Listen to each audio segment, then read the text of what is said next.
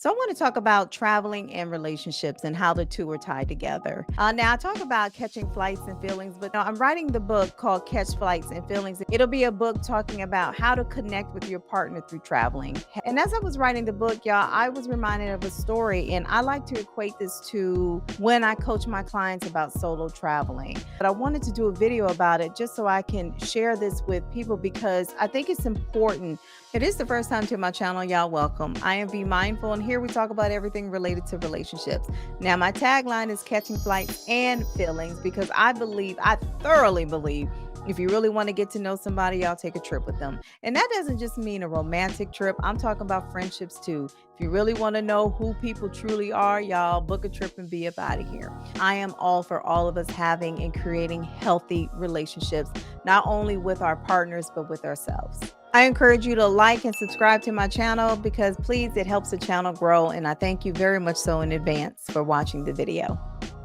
When I was still married and then about to go through my divorce and then ultimately going through my divorce and then being divorced. Ultimately, I decided to end the marriage. I made that decision because there was a lot of things going on in the marriage that I knew that they were well beyond my boundaries. But a part of me didn't end the marriage. A part of me hung on to the marriage for the fear of me being alone.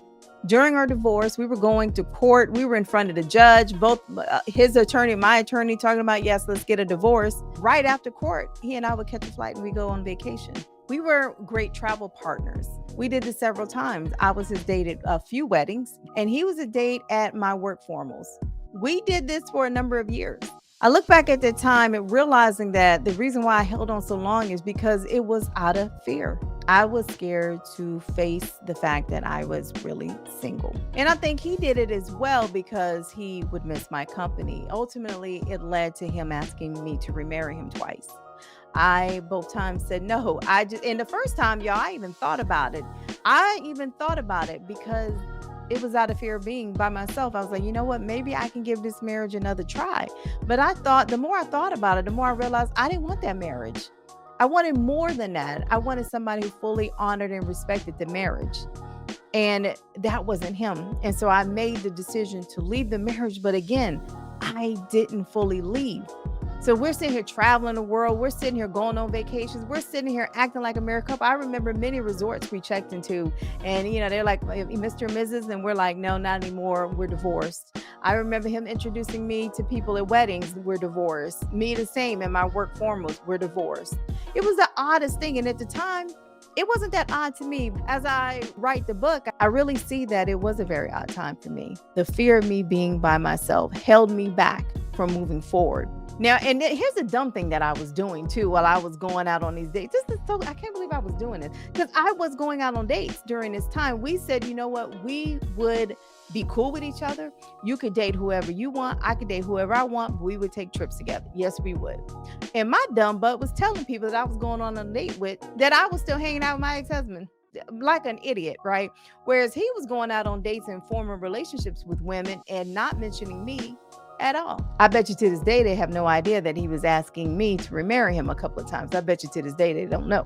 Meanwhile, I'm being overly transparent. That's why in my videos when I'm talking about the masculine and feminine energy, because I'll tell you I have a whole lot of masculine energy. One thing I could tell you, y'all, women, stop oversharing. I used to overshare it to my detriment. So everything that I coach is out of the fact that I've done these things before, and I can't believe I used to do that, but I used to overshare. And then I realized that very fact was indeed weird. That very fact of me still traveling and spending time with my ex-husband. We would even go to the movies. We did things like we were a couple, but we weren't a couple. And I did these things because, again, I feared being by myself. When I finally realized, y'all, I had to move on from that marriage, when I finally realized I had to shut the door on that and face my fears, I completely understand if you're scared to be by yourself. I freaking understand that. Okay. And I went through that. I did a lot of praying. I did a lot of meditating. I did a lot of talking to the universe and God. So what I did to take my power back, to get out of that mindset, to prove that, you know what, it's empowering to be by yourself. There's no power in playing the victim. There's no power in saying, woe is me. There's no power in me feeling and claiming loneliness. There's no power in that. So I started solo traveling. The first solo trip I took, it was very empowering because I had never gone anywhere by myself. You can think about it. I've been a mom for almost damn near 30 years, right? I hadn't really been by myself. I wasn't an only child. I had a sister my entire childhood, most of my adulthood life. My sister passed away 12 years ago from cancer. I had never been by myself. I never had to be by myself. And here I was taking solo trips now because I had to learn how to be alone.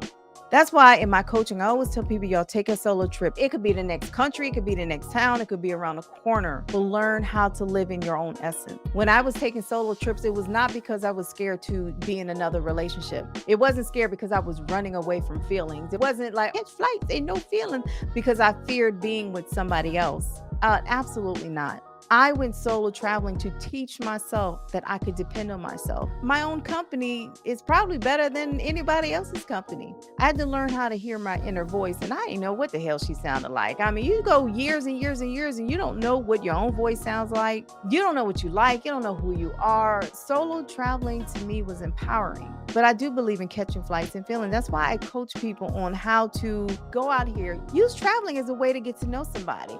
And this doesn't have to be a romantic trip. This could be friendships. Think about how many relationships, period, have ended after a vacation. You find out that they might be a morning person. You're not a morning person. You find out that they might be nasty. They might straight up be nasty. Now washing their hands. You don't know what you're going to find out because now you're around somebody nonstop. You get to see their habits that you never got to see because y'all don't live together. You get to learn things about them that you never would have learned because you haven't been around them long enough to learn those things.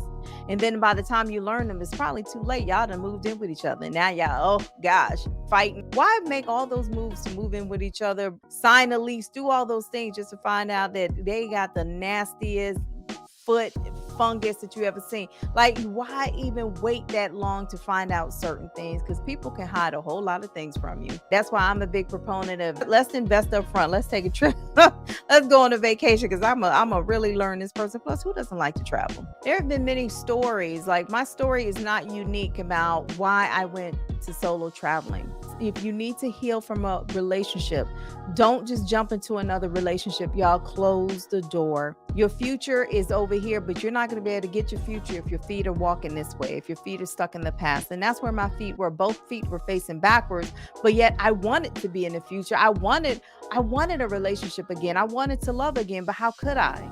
I mean, when I was hanging out with my ex-husband, we're talking, that was several years. It wasn't just like we did it for 12 months. No, we were even talking about buying a house together.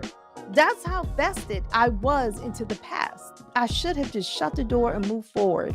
Just if you were there, I'm telling you right now, if you were there, you're staying in a relationship that you probably shouldn't stay in. You're being in a situation that you probably shouldn't be in because you don't know how to close the door. I would say, please, y'all, the only thing you can do is do it cold turkey. Close the door. Started evaluating myself in 5 years from now, 10 years from now. And I said, V, is this the life you want? Hanging on to something that's no longer? If you need the encouragement to believe in yourself, take a solo trip. Again, always pay attention to safety. I'm not saying go to some war-torn country. Okay, I'm not saying that at all. Always take precautions. Anytime I went somewhere solo, I always took precaution. I let everybody know where I was. And now, today's age, you can share your location nonstop. Always be mindful of your whereabouts. As always, I want to thank you for taking the time to watching and listening to today's video. If you have any questions, by all means, please leave one in the comments. Till next time, y'all, take care.